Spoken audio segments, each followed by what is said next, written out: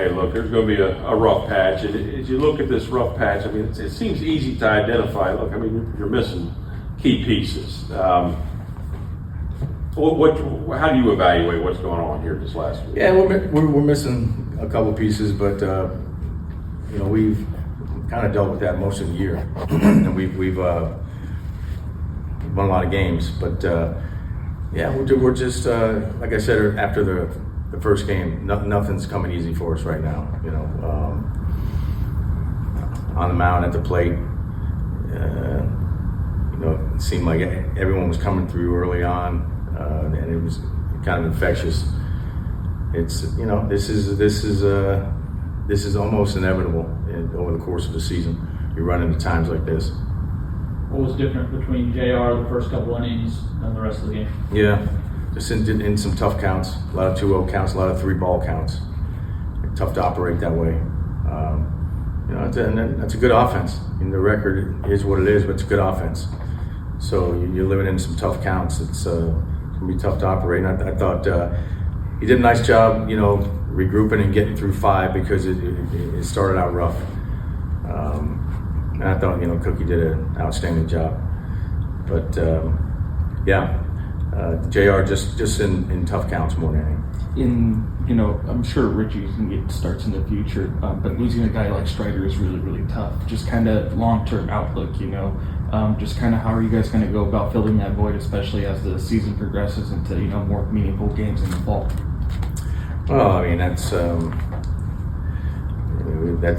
a big picture question, but anytime you lose somebody in your rotation, it's tough to fill it. But JR is capable of doing that. We got some other arms that are on the brink here pretty soon. So some help on the way. We'll see how that works out, and how that fits. But JR is certainly capable. Matt Olson went out there in right field today. What was that conversation like when you were telling him that? Yeah, I figured that was going to be my last shot to get Rowdy in a bat against a righty, because the lefty had gotten up and was starting to get loose.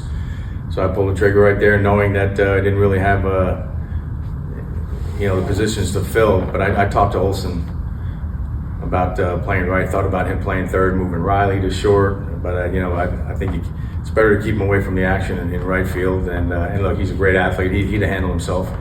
But I thought that might have been our only shot.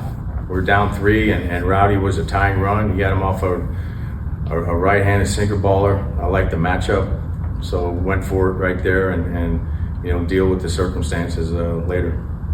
What have you seen from just Austin's performances at bat as of late that gives you confidence that he'll be able to turn it around in the second half? Yeah, Austin had a nice day,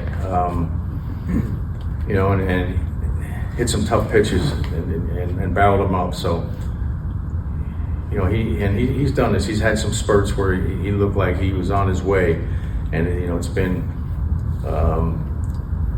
tough to keep the consistency. But I've said it before, between the work he's putting in and the track record that he has, I believe he's gonna end up turning around and doing big things.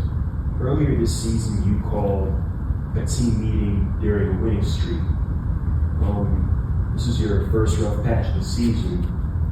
How different is the message now compared to earlier when things might be a little better? Yeah, the message doesn't change really. The message was the same in spring training. It was the same early in the year, and it'll be the same. If I get in front of them at any other point in time. So it's a good group. They'll find their way through it. We got the right guys in there. How about this team in the 9th, down a lot, fight back? Camargo's first major league hit, some cool stuff happened. Crowd starts going nuts, chanting.